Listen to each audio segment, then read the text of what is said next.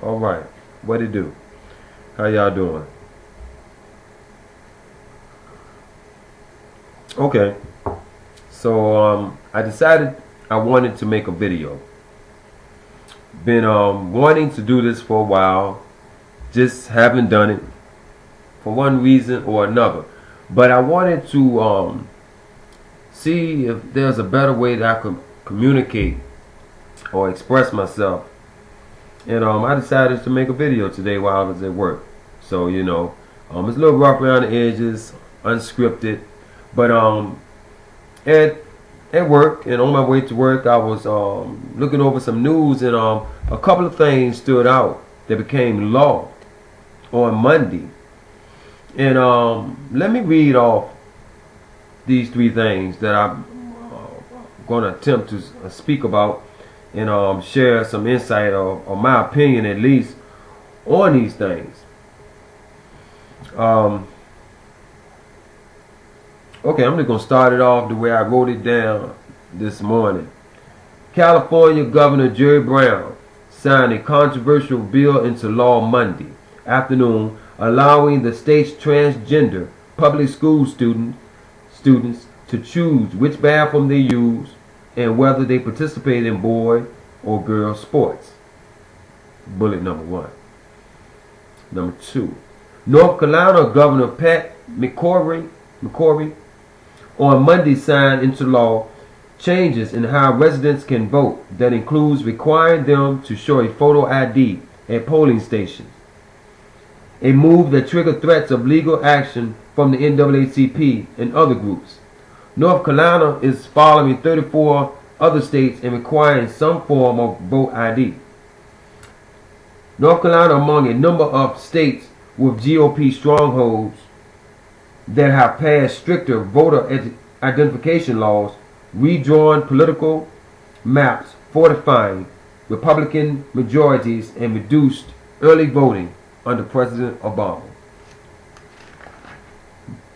Such states claimed victory after the U.S. Supreme Court, in a 5-4 decision in June, effectively wiped out part of the landmark Voting Rights Act that required federal pre-clearance of election law changes in all or parts of 15 mostly southern states with a history of discrimination. The law was enacted during the 1960s to outlaw racial discrimination against voters. The high courts cleared the way. Bullet number three. A federal judge blasted NYPD's use of the stop and frisk as unconstitutional on Monday and appointed a federal monitor to oversee the program. U.S. District Court Judge Sheree Shindlin wrote that no person may be stopped because he matches a vague or generalized description, such as male black 18 to 24, without further detail. Of course, Governor Bloomberg totally disagreed with her, and he was in totally opposition of her stating these things and kind of monitoring, the stop and frisk law that's in New York. So I'm going to attempt to talk a little bit, express my opinion. Not trying to be controversial, but I believe we all are aware this is the information age. We all are locked in, linked up some way or another to social media. And but what I'm noticing is that with so much information, we're bombarded with so much information that the majority of us are paralyzed by the information. In other words, we don't know what to do. We're overwhelmed. There's so much going on. They're saying this over here. They're saying that over there. They're doing this. They're doing that. This happened. That happened. What am I supposed to do? There are things to be done. But what I would like to encourage us to do is to be proactive instead of reactive. These laws that are going into place has grassroots, y'all.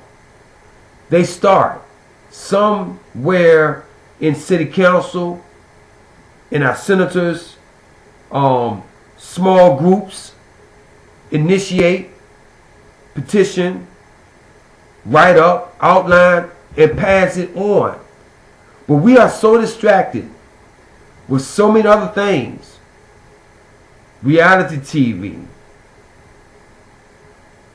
social media games, you know, enjoying ourselves and our little trivial connections and trivial pursuits in technology. And we're distracted from the real things that are happening. Not that we're not aware, but we're distracted from engaging and doing something to counter these type of things, hopefully, that we feel a certain type of way about. Me personally, I feel a certain type of way about what they're doing in California, what Governor Jerry Brown is doing in California. And I know there's groups that push and support these type of things. The transgender law in the public schools. They're after our babies, y'all.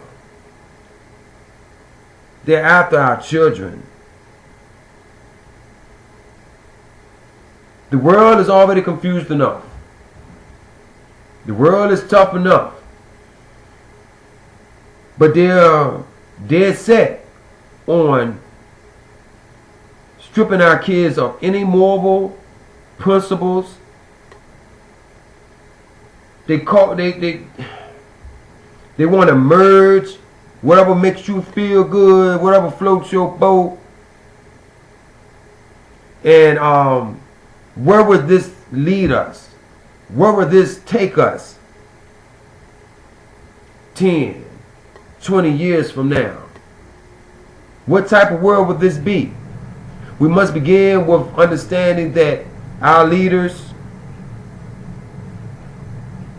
are having us live right now today. Our leaders are supposed to have the visionary focus or insight to look down the road and make decisions that is healthy for us as a whole society. Civil rights leaders, white and black, look down the road and push and went to jail, died, was lame, arrested, humiliated, lost jobs because they took a stand for a better day down the road. What's next? They're gonna make a law that bestiality is okay? Where are we going? Where are our leaders leading us? If one state does it and it goes well or goes over, then the next state going to do it. Then the next state is going to do it, and the next and the next. Then what type of principles are we teaching and handing down? No, I don't believe in going backwards. I know we're not in the 60s, and I know things do change. I'm very aware of that. But what type of changes are we allowing to happen? We got these immoral leaders handing down immoral laws, and we're reacting instead of being proactive. How can we protect our kids? If that's not for me and my family, how do I protect my child, my grandchild, from being infected with ideologies and things that I deem unhealthy? that I see as unhealthy. Where does this blending and merging stop?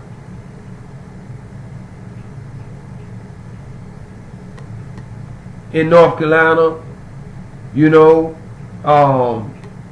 Governor Pat McCrory, I might be saying his name wrong, but I'm close enough. You know, he says this law is common sense. When you make a law that disenfranchise the whole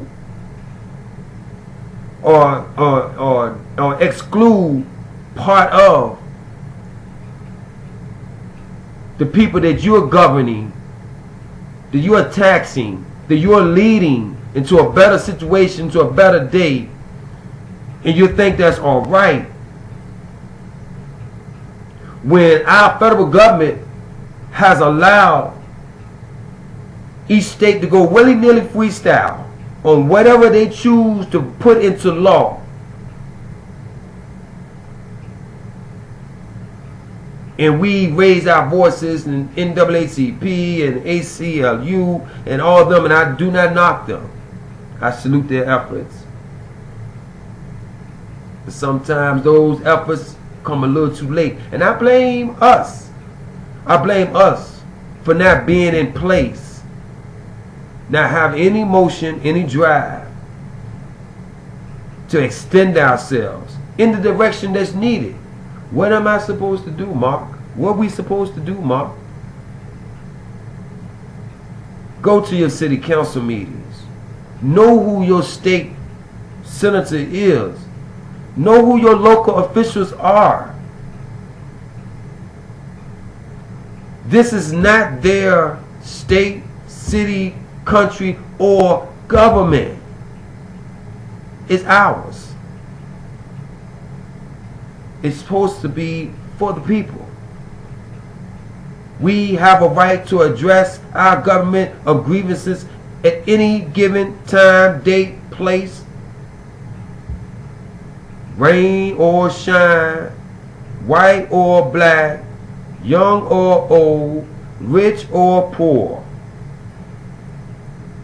If we disagree and want change, and we want something that they're not offering, or we don't want what they're offering, we have a right to say no. Go back. Bring another plan to the table. The federal judge Sharice Schindlin, I salute her.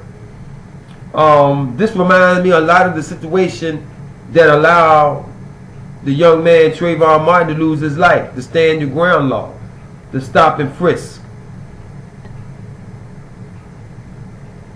We do have constitutional rights that have been dragged through the mud, thrown out the window, ignored, violated. We want to keep y'all safe. So we take away your right to tell us how to do it, when to do it, what way we go about doing it. I forget where I got that piece of information about the no frisk or stop and frisk law, but it was a long, lengthy one. I read the entire one, and a lot of good valid points were made on how the police are abusing that law, using it in their own way. And yes, they might find some people or run across some people, but it was a very large ratio. That's not the word I want to use, but the scale of those people they stopped and frisked, that they found guns or weapons or anything of a violation on them, was like 5%. It was like 95.8% of these people had nothing on them that were threatened or hurt another person. Out of 4 million people that they had stopped and frisked. I wish I had all that down in front of me, y'all. But I just wrote down some notes and everything. And like I said, this is not scripted. This is something that, you know, my first time, so bear with me. But I believe a lot of you already are aware of some of these things.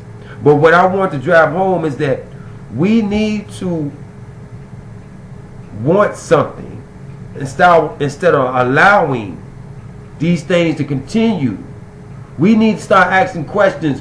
Where is this taking us? Do anybody jump in a car just because the driver is licensed and there's gas in the car and do not know the destination of your travel? At some point while you're riding, sometime or another, you should have the mindset and the confidence and the courage, whatever else needed, to say, hold up, where are we going? Or why are you going this way?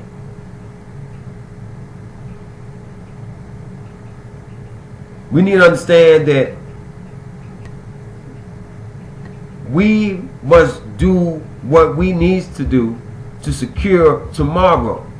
We only promise today, but every effort and every work that we do today affects and bleeds over into tomorrow, good or bad. No, we can't solve all problems, but we can resolve them. We can prepare to not allow an infestation of immoral and unjust laws to continue to build up and pile up and go into the books.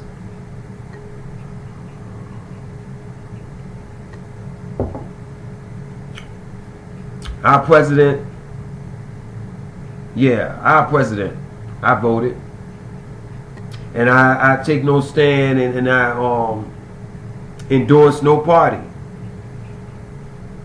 But the things that are taking place and the things that he has signed himself in the NDAA,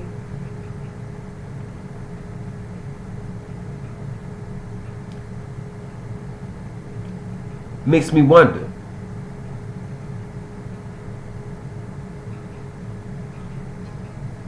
The NDAA is a law that will allow our government to lock up anybody they deem a threat without pressing any charges, without any court date, for unlimited known time. They don't have to say anything. They just say, we want you. We don't trust you. We don't like you. For whatever reason. Your backpack looked too heavy. And Obama, when he signed it, went behind a closed door with Biden and them, and we didn't get everything that we wanted. But I would never use this law as president. Well, here's a news flash. Your ass won't be president forever. He will not be president forever, y'all. We must prepare for another day. We must prepare and look for new leaders. We must not be afraid to lead ourselves, to think for ourselves. Well, he's trying everything he can do. They're fighting him. They're resisting him. Y'all can say that. Y'all can believe that all you want, you know. But I see different. I see a lot of things that are taking shape, and after his presidency is over, darker days are coming. I ain't see much light, and I don't see much light now. One or two good things might have crossed the table, but the majority has not been beneficiary at all. We must know these governors, these senators, these state and local representatives. We must know them by name. We must learn who are leading us, who's driving the car, y'all. We must know which direction are they taking us. Where is this leading us? What is tomorrow going to look like? We must participate in our own future, willingly Get involved. Educate yourself on what is happening and why. Who is benefiting from these laws that are going in effect? Who are these laws hurting and why? We can't just sit back and say, oh, you know, they're all going to wash out or work out in the wash. It's going to be all right. Have faith. Pray. Faith without works are still dead.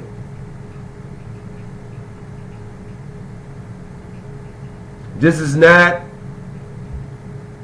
something we just wait for the by and by and it's going to be all right. Because if that was the case, Martin, who was minister, and other ministers would never have stepped out their pulpit if they believed totally, just turn the other cheek.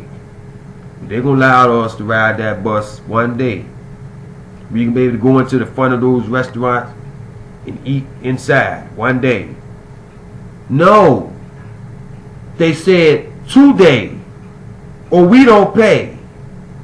We're not going to pay for unfair service. We're not going to pay for unjust and unfair rides to our jobs and to our homes. They play games with our pockets. They tax us and they do these little things. They play with the gas prices. It goes up. It goes down. It's vacation time. It goes down. It's winter time. It goes up. We give them a couple of weekends to shop for school. Let them be happy. All I see in here is games. So we need to not so much play their type of game, but take control and get involved of our own situation. Learn where your money's going. Make a conscious decision how you spend your money, when you spend your money, why you spend your money. Like I said before, this is government for the people. It's supposed to be a government for the people, by the people.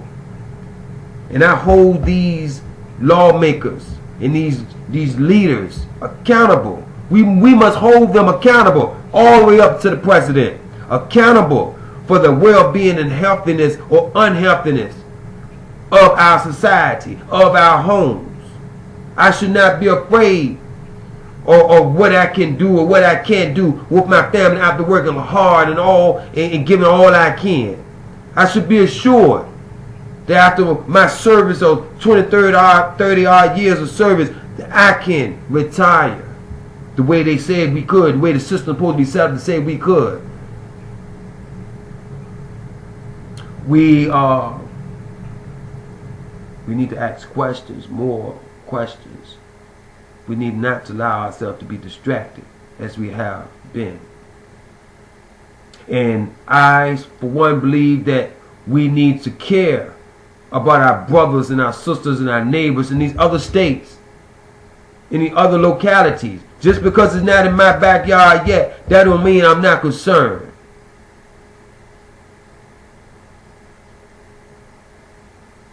We should be. Because those lawmakers, they talk. While we playing games, they talk. Oh yes, believe.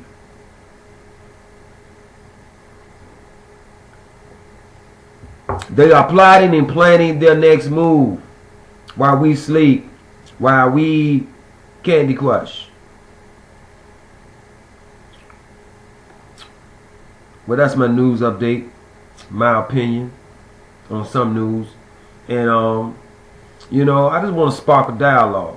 No, I don't have all answers, but I do believe in engagement. I do believe in being politically aware and educated to know how to navigate and understand what they are saying and what they are not saying.